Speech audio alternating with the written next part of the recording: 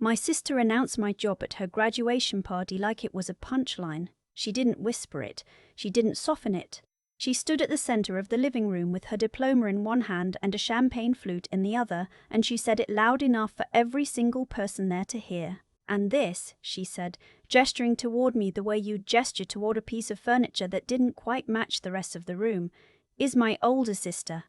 She works at a nursing home, changing bedpans and wiping counters." She smiled when she said it. The smile was the worst part. Some people just peak early, I guess. A few people laughed. Not everyone, but enough. My brother-in-law laughed. 2 of my sister's college friends laughed. My father looked down at his drink. My mother pressed her lips together and said nothing, which was its own kind of answer. I was standing near the kitchen doorway, holding a plastic cup of sparkling cider, because I'd driven 2 hours to be there. I had taken the day off work. I had brought a card with $100 inside it because I knew my sister was starting her first job and I wanted her to have something useful. I did not say anything.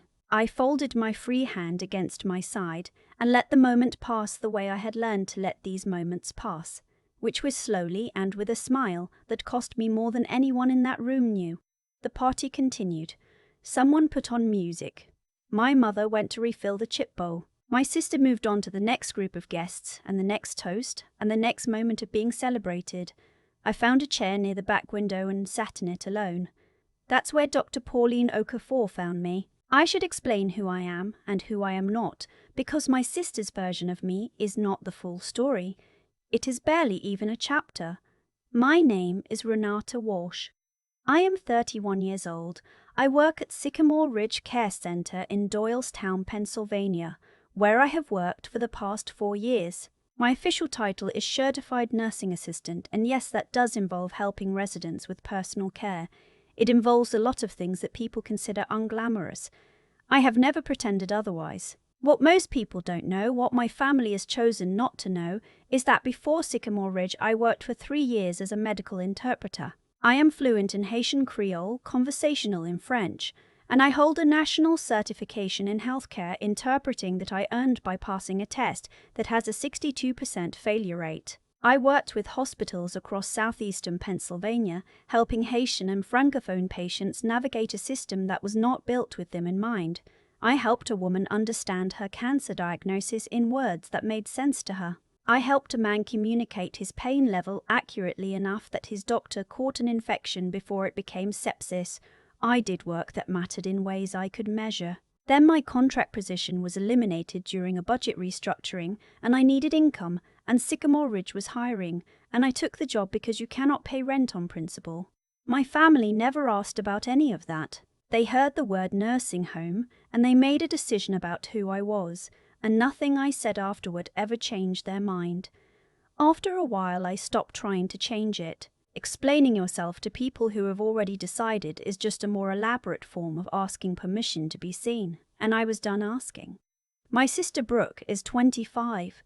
She just graduated with a degree in marketing from a school in upstate New York that our parents are still paying off. She is smart in a particular way, which is the way of someone who has always been told she is the smart one. She has never lived alone.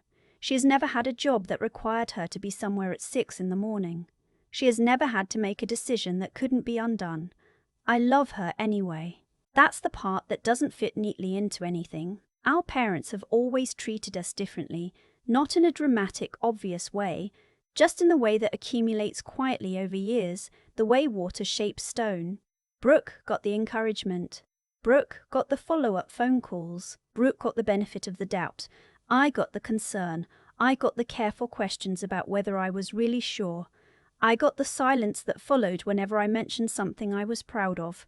I had learned to carry that silence like extra weight in a bag you stop noticing after a while. The graduation party was at my parents' house in Lansdale, 40 or 50 people. Brooke's college friends, her boyfriend's family, extended relatives I recognized by face more than name, and a handful of people my parents had invited from their social circles, the book club people and the church people, and a few colleagues from my father's firm. One of those colleagues was Dr. Rumry, Pauline Okafor.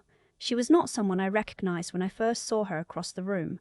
She was a small woman, maybe 60, with short natural hair and the kind of posture that comes from decades of standing in front of rooms full of people. She wore a navy blazer over a printed dress, and she moved through the party with the ease of someone who was comfortable anywhere but attached nowhere. I noticed her because she was one of the few people in the room who wasn't performing. Everyone else was laughing a little too readily or talking a little too loudly. She was just present, moving from conversation to conversation, listening more than speaking. I noticed her noticing me after my sister's toast. She didn't look away when I caught her eye. She didn't have that expression I'd seen on several other faces, the one that mingles pity with relief that they are not the one in the story. She just looked at me steadily for a moment, and then she went back to her conversation. I found my chair by the window. The afternoon light was long and yellow, and the backyard looked the same as it had when we were kids. The oak tree Brooke and I used to climb was still there. I had forgotten how much I used to love that yard. Dr. Okafor appeared beside me about 20 minutes later. She sat down in the empty chair without asking, which I appreciated. Asking felt too formal for the moment. "How long have you worked at Sycamore Ridge?" she said. I looked at her. "You heard that. I heard all of it.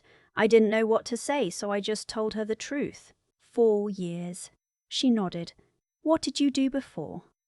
It was a simple question. People almost never asked it. I was so used to the conversation ending at the words nursing home that I'd stopped expecting anyone to wonder about before. "Medical interpreting," I said. "Healthcare.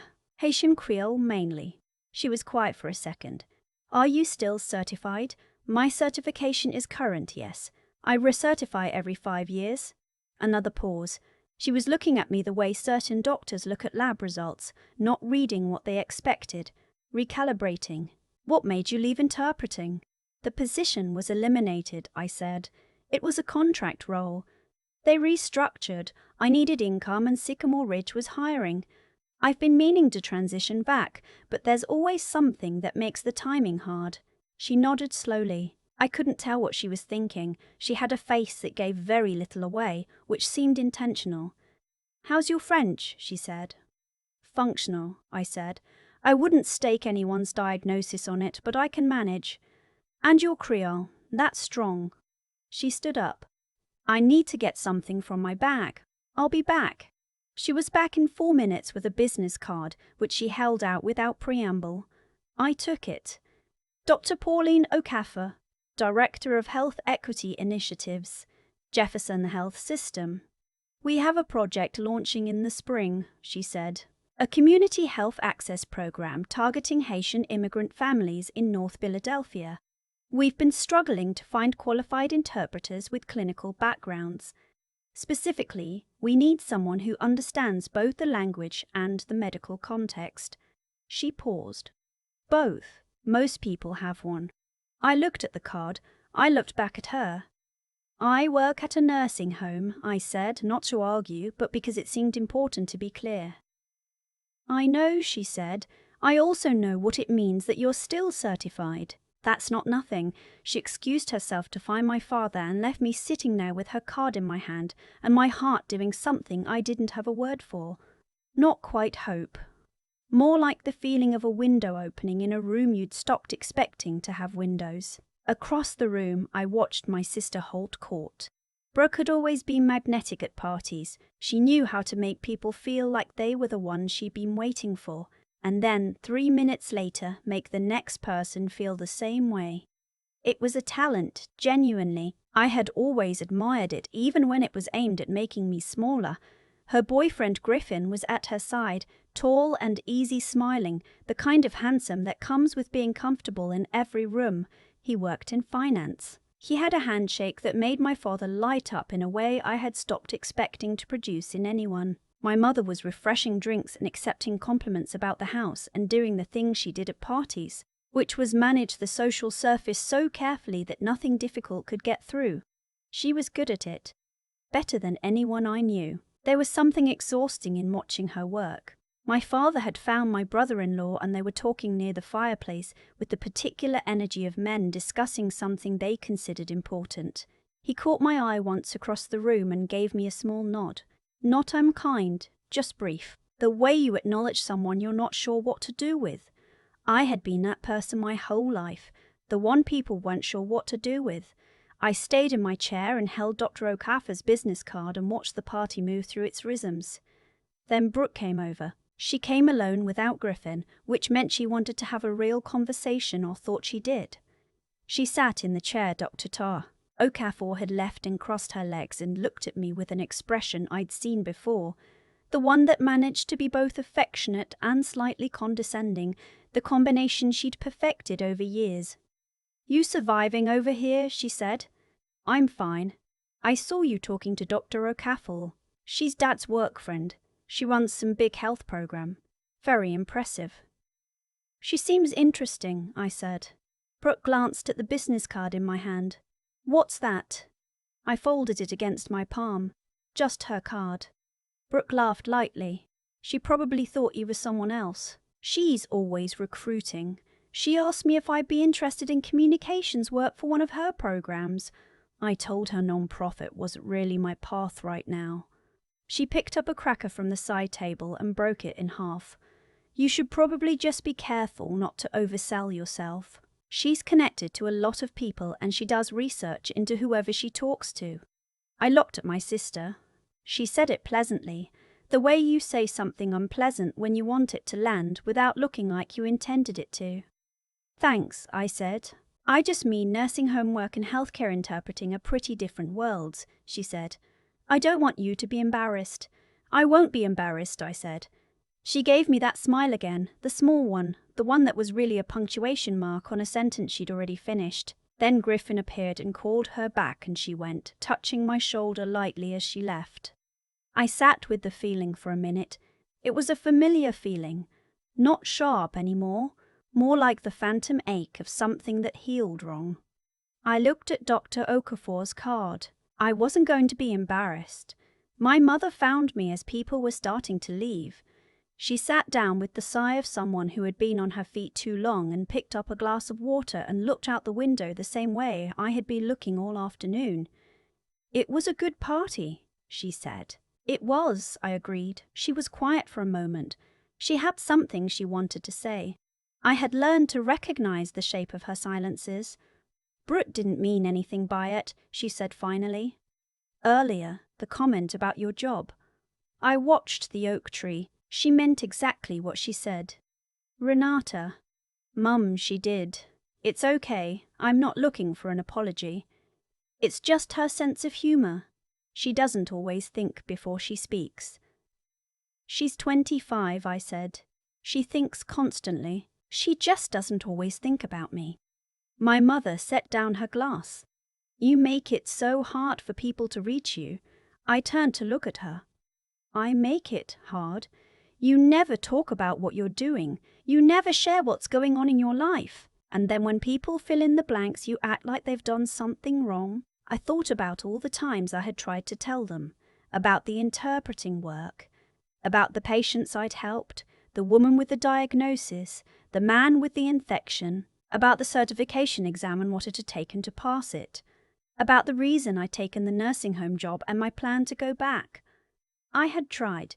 Not once, not twice, many times in many ways to different people in this family. They had changed the subject. They had said, "That's nice, honey." They had looked at their phones. My father had asked Brooke about her semester. My mother had remembered something she needed to do in the kitchen.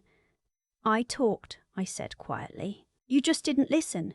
She looked at me and for just a second I saw something cross her face that might have been recognition. Then it closed over. "I'm just saying," she said, "that a little more openness would go a long way." I didn't answer. The last guests were filing out through the front hall and Brooke was hugging people goodbye and the party was wrapping up the way parties do, with the warmth draining out of the room until it was just furniture and cups and the ordinary air of a house after the performance ends. I got up to find my purse. I had a 2-hour drive. I called the number on Dr. Okafor's card on a Thursday morning, 12 days after the party. I had waited that long because I was afraid, which I am ashamed to admit, but it's the truth.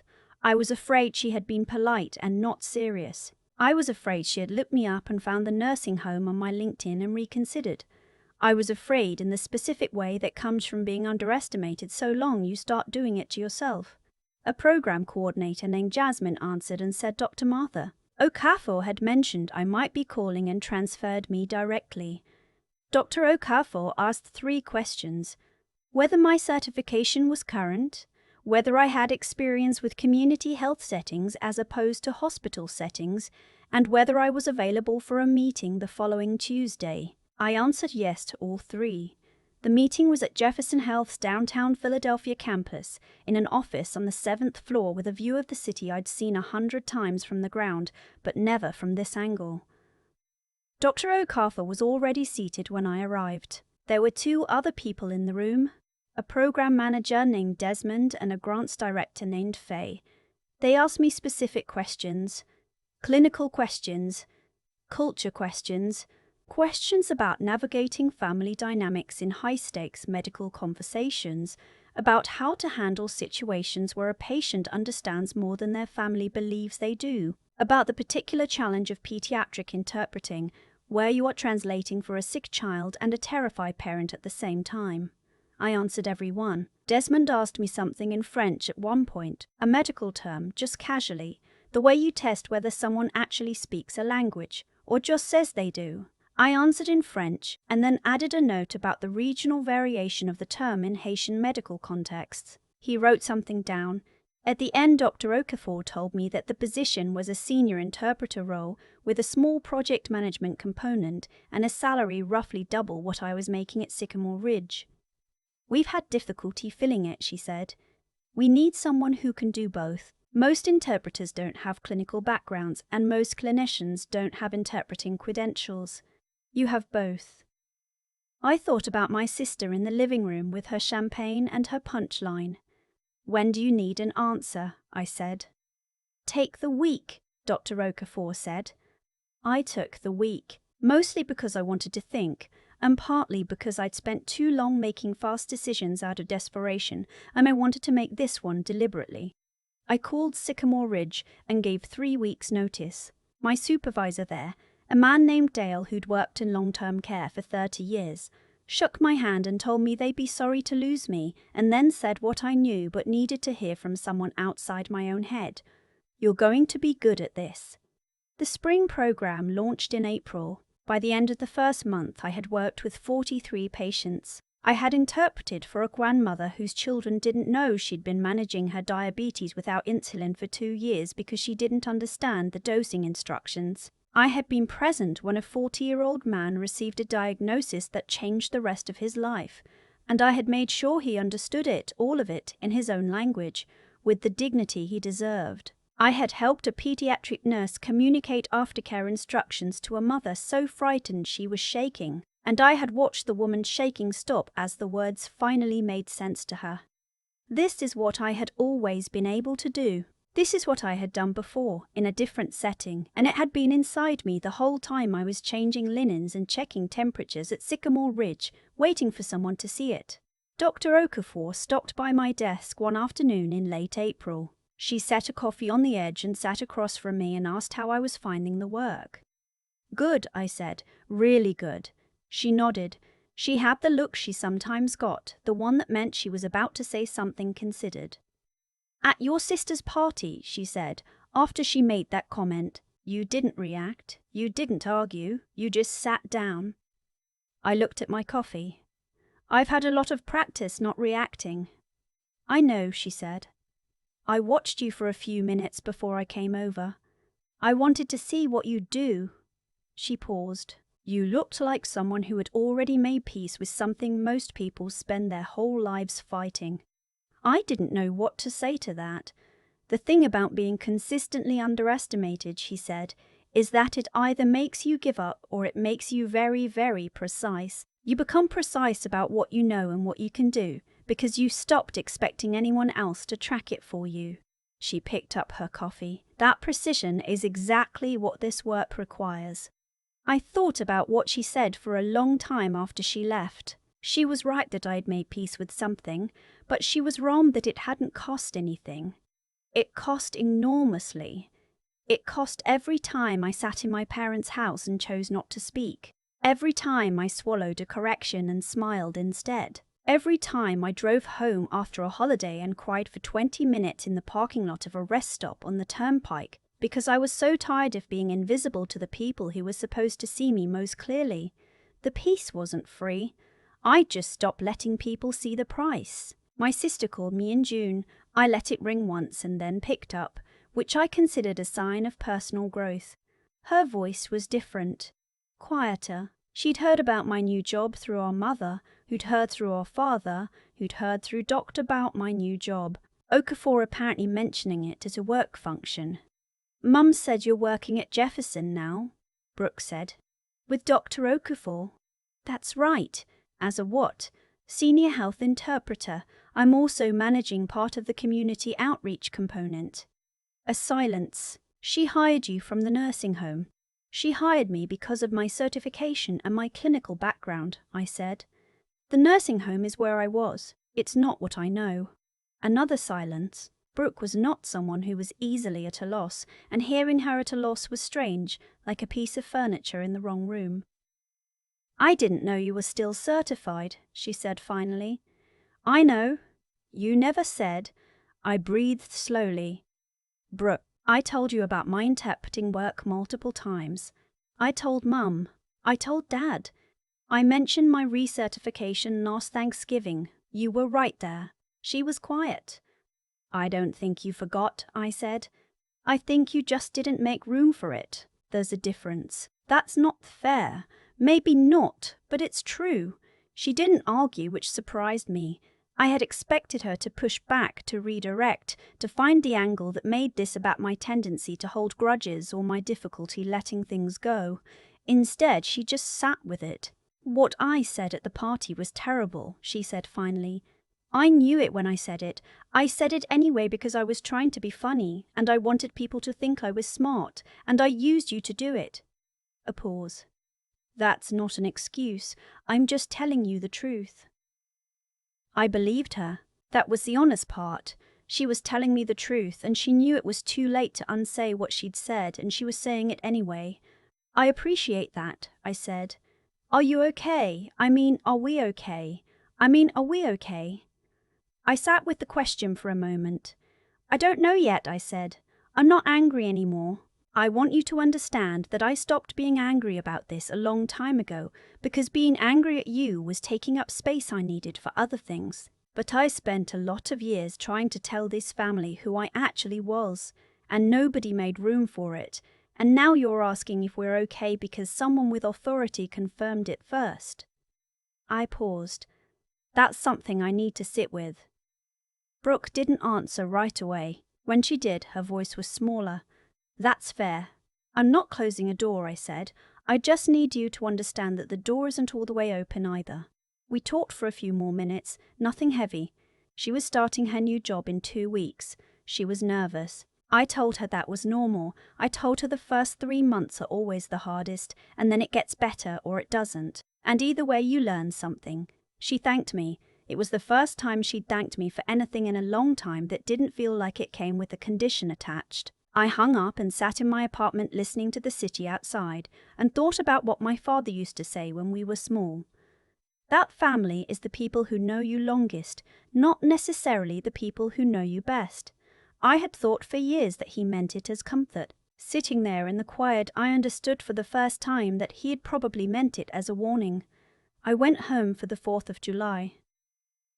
Not because anything had been resolved, and not because I expected it to be. I went because the summer was long and the tree in the backyard was full, and because some things you do not for the outcome, but for the practice of continuing to try. My mother had made potato salad, and my father had set up the lawn chairs in their specific positions that hadn't changed since we were 8. Brooke was there with Griffin. We ate outside in the long evening light and talked about mostly nothing, weather and work, and whether the neighborhood association was going to do anything about the drainage issue on the corner. At one point, Brooke said out of nowhere while reaching for the corn, "Renata is going to be presenting at a conference in Baltimore in the fall about community health interpreting."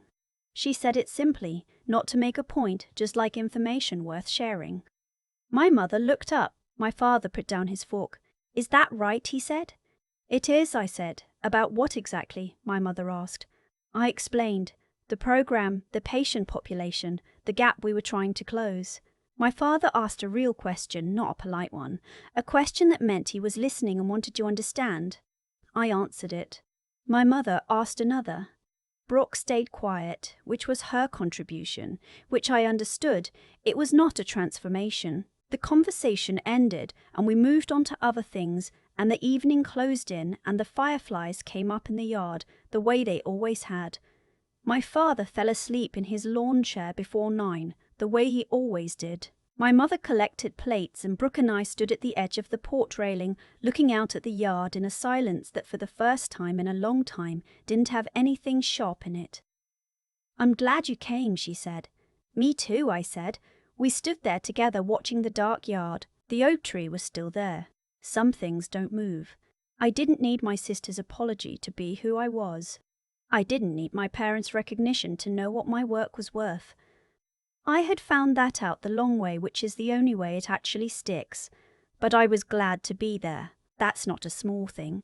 After everything, to be glad to be there. That's actually a very large thing. I've thought a lot about what it actually means when the people who raised you don't see you. Not the dramatic version of that. Not the version where there's a villain and a clear moment of cruelty. Just the quiet, accumulated version.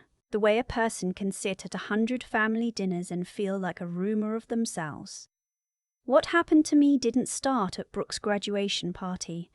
It started years before that, in small choices my family made about which stories to tell about me and which ones to set aside. They chose the dropout, they chose the nursing home, they set aside the certification, the interpreting work, the patients whose lives were genuinely different because I had been in the room.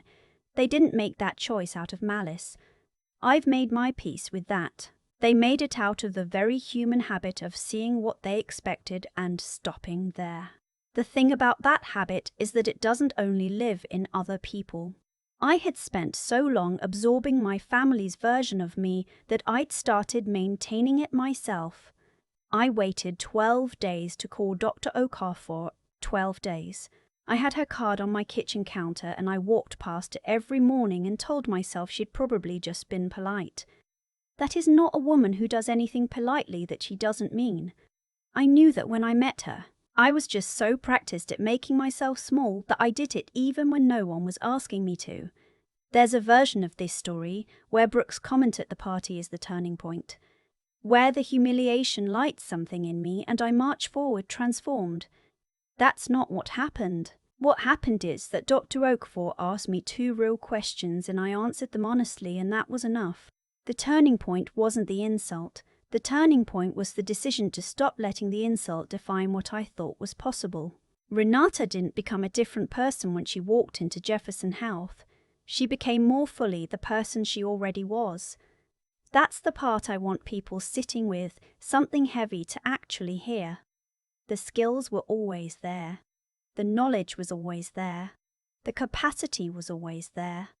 What was missing wasn't ability, it was an environment that could finally hold all of it. Brooke apologized because the world confirmed what I'd been saying for years. I'm honest enough to name that. The apology came after the evidence, not before it. That used to bother me more than it does now. What I've come to understand is that some people need the external confirmation before they can revise what they believe, and that's a limitation they'll have to live with. My job isn't to be bitter about it. My job is to keep building the life that made the confirmation possible. What you know doesn't disappear because someone refuses to see it. What you've built doesn't vanish because someone decided not to ask. The work you do with integrity, the skills you maintain through circumstances that have nothing to do with your ambitions, the care you bring to people who need it even when no one is watching, none of that goes away. It waits, and when the right person finally asks the right question in the right room, it answers.